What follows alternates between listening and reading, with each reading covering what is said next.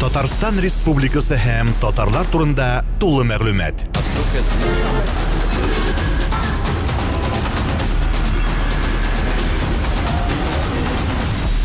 Татар-информ мәгълүмат агентлыгы.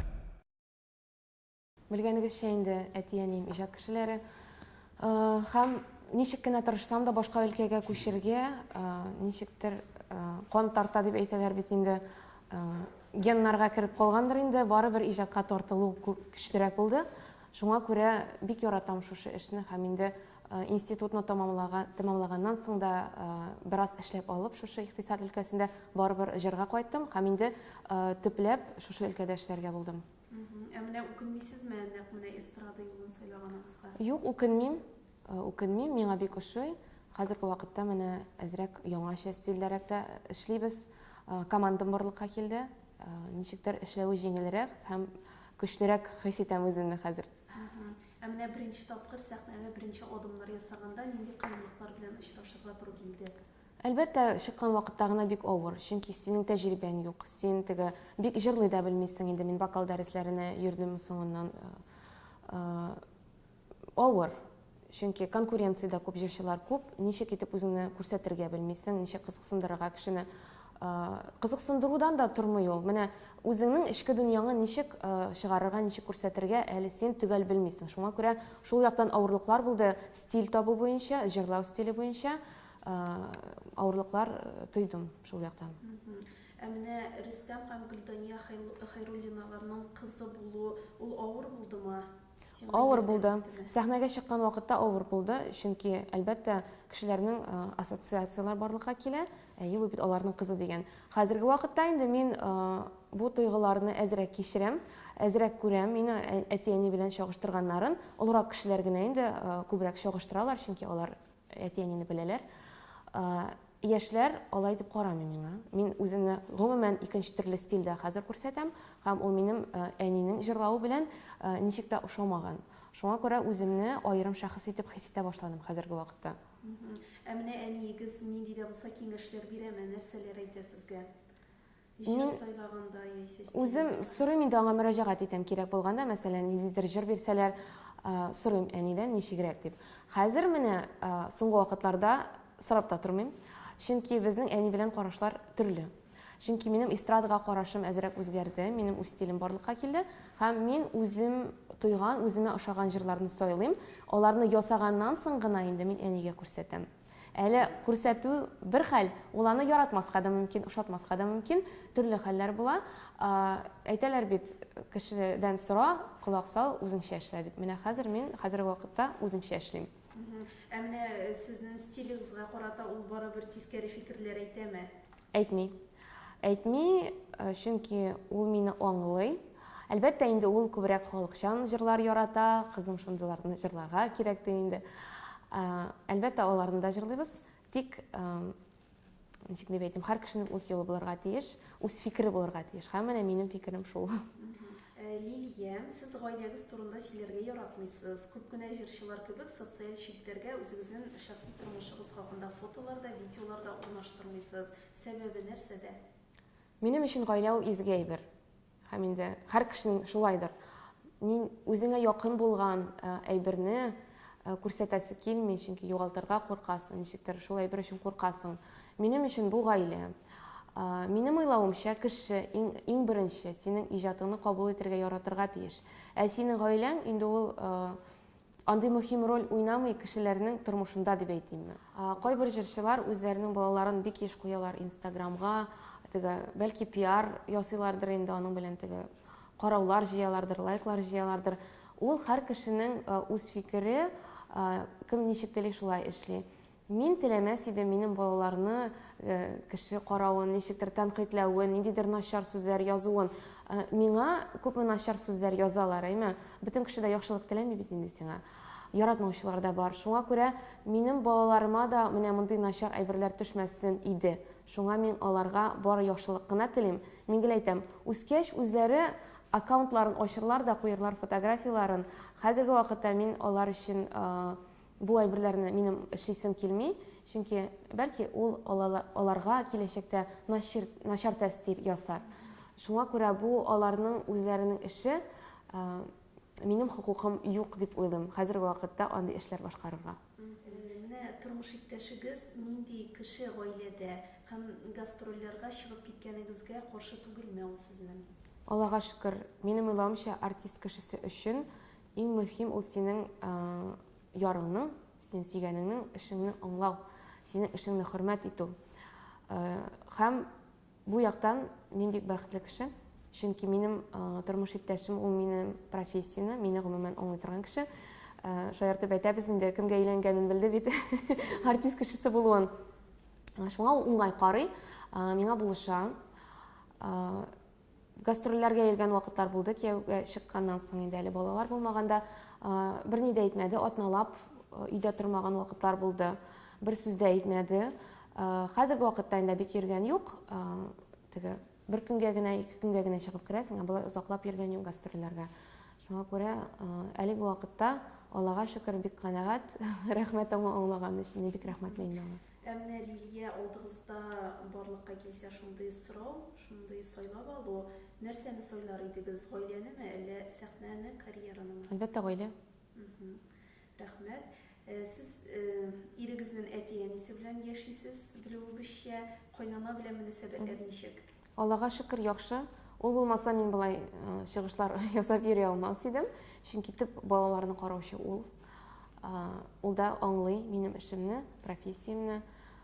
Бик зур ярдәм тоям инде мин аның ягыннан бик рәхмәтлемен. Шуңа күрә минем уңышларымның яртысының күбрәк өлеше аның өлеше дип әйтим инде, аның булышлыгы белән.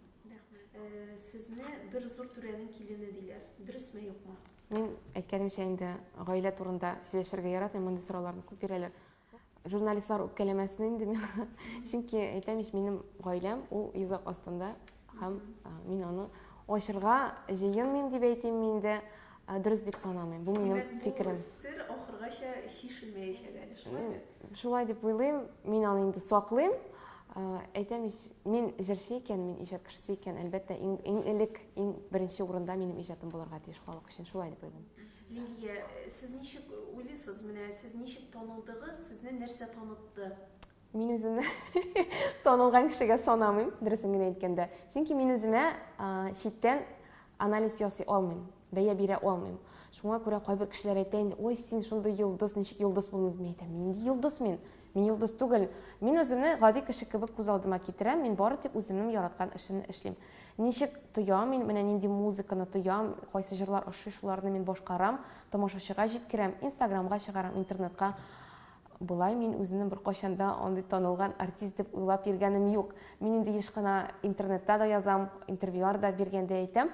Кайбер чакта киләләр минем белән теге фотографиягә төшик әле дип сорыйлар. Мин кыенсынам, ничектер кыенсынам мин.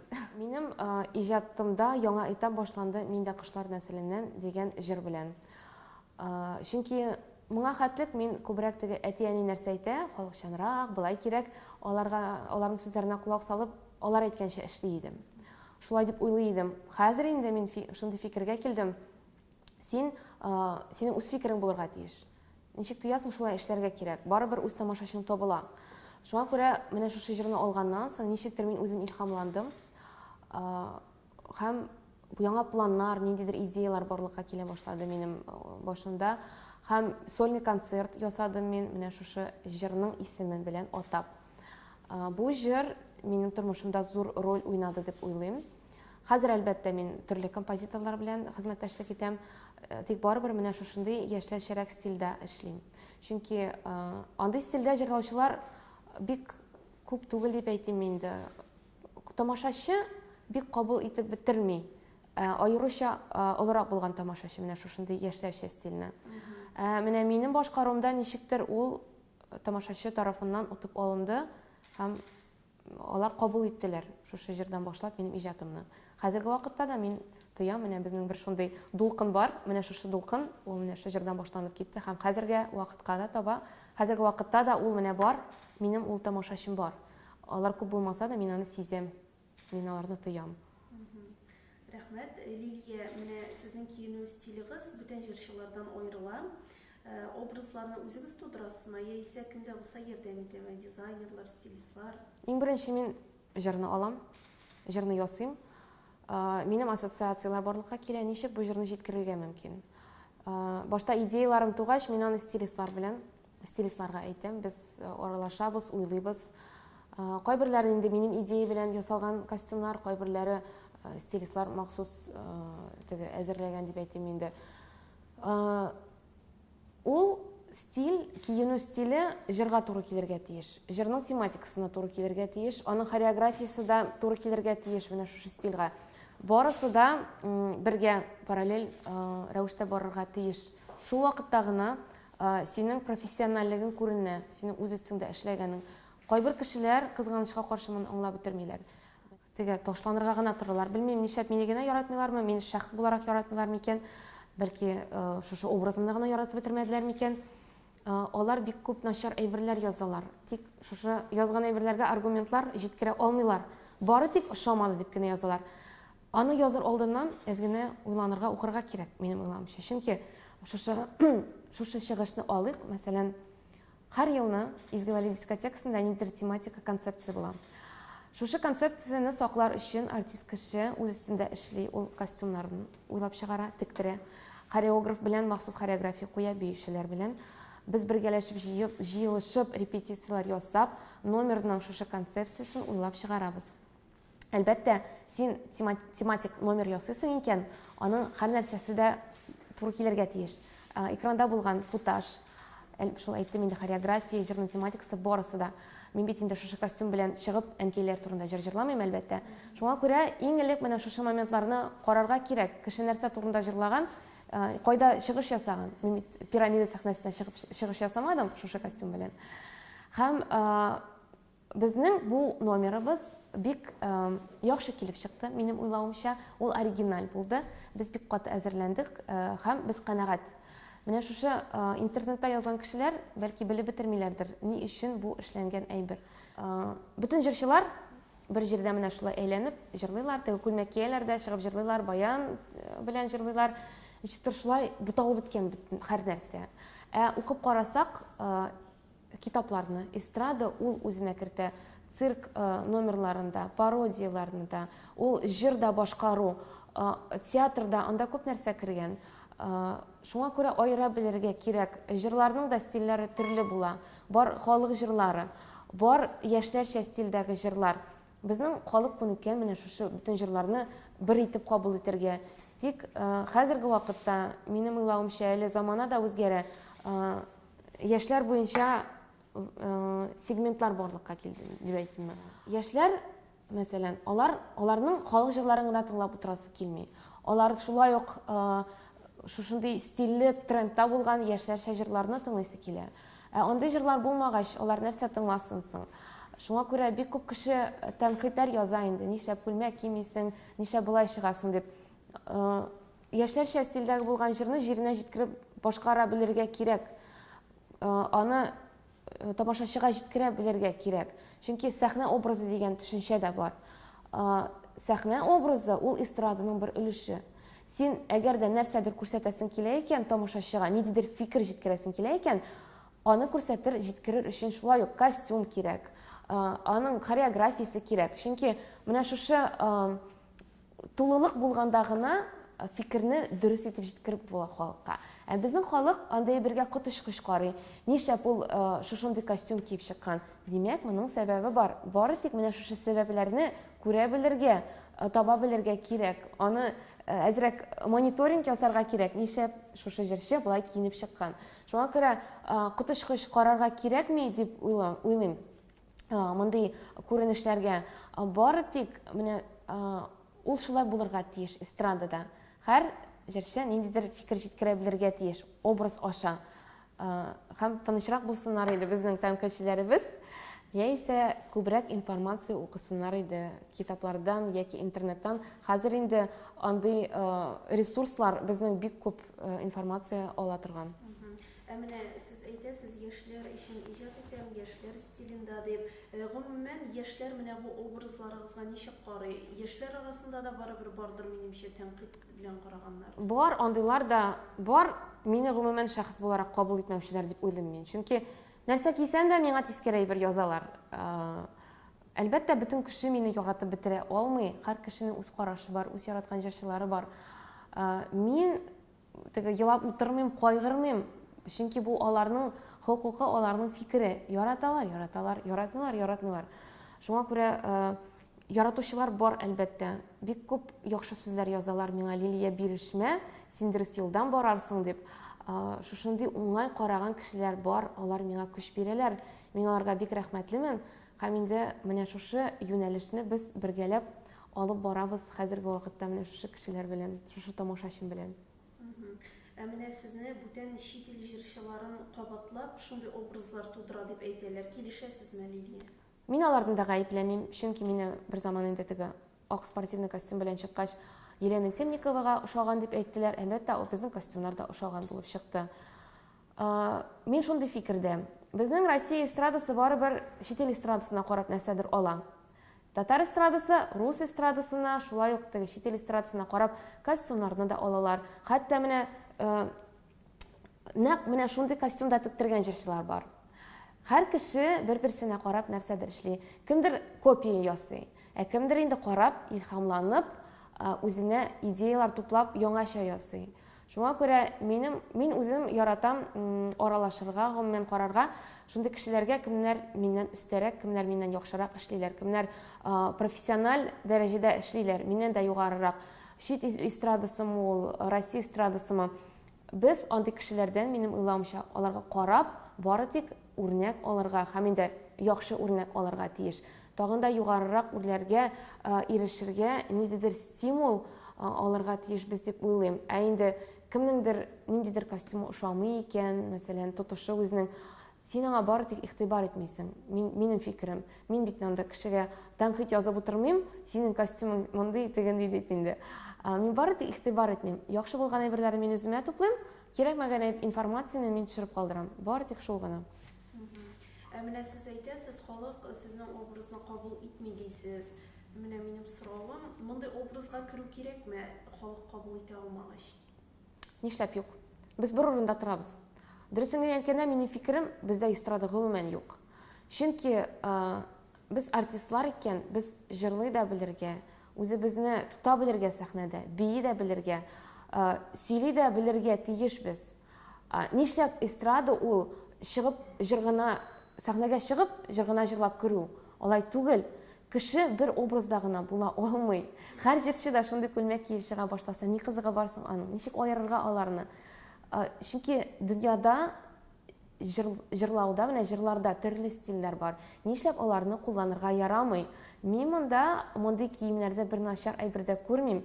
Минем артык җирем, мәсәлән, миңа килгәндә, артык җирем ачык түгел иде. Мин теге бары тик киеп чыккан кеше сәхнәгә. Мин моны бер начарлыгын да күрмим.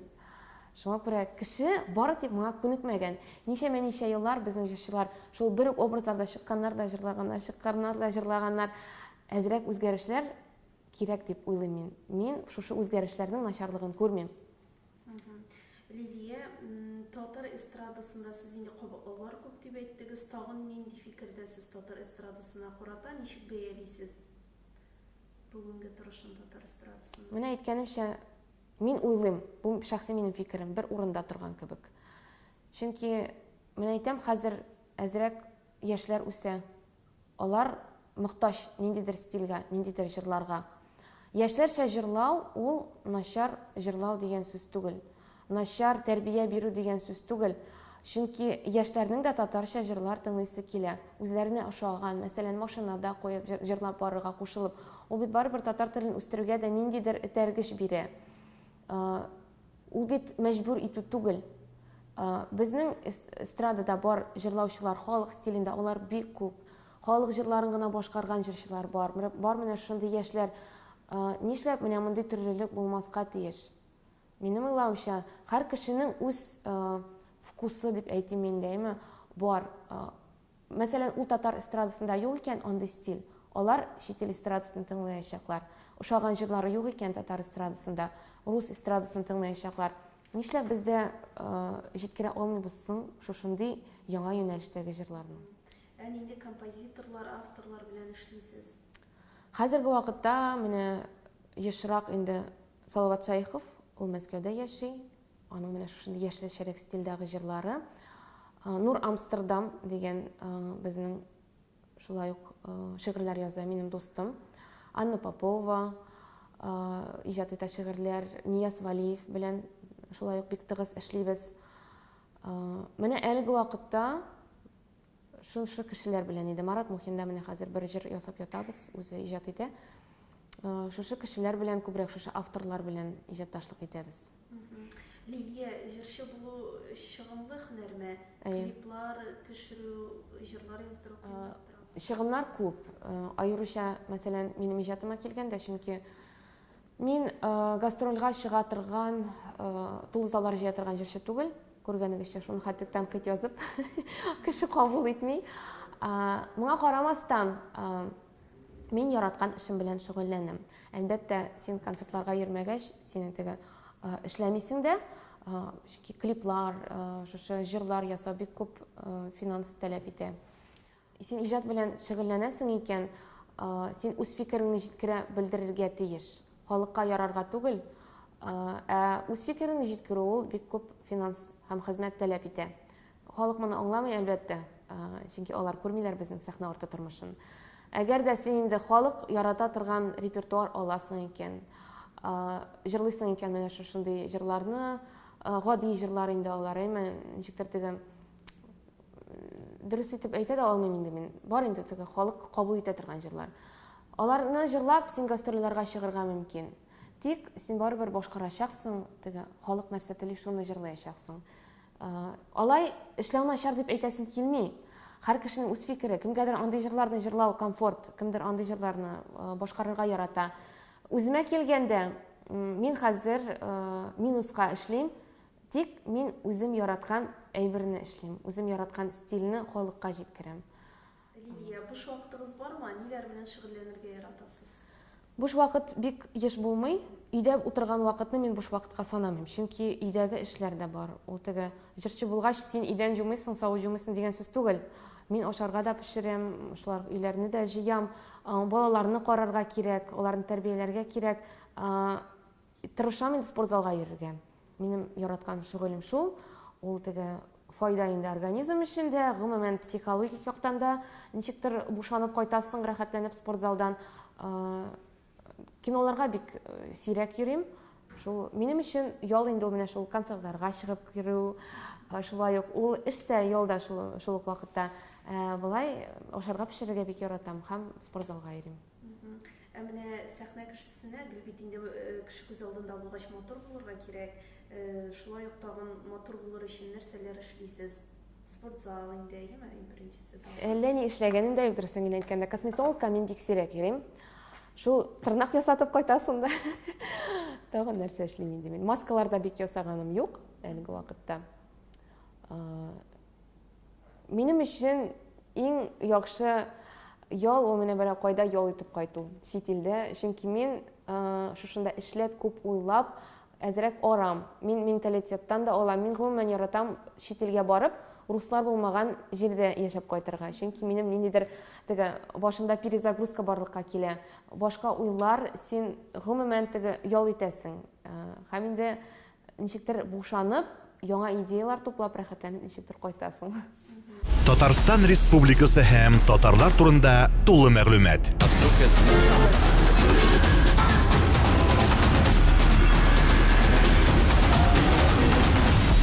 Татар информ мәгълүмат агентлыгы.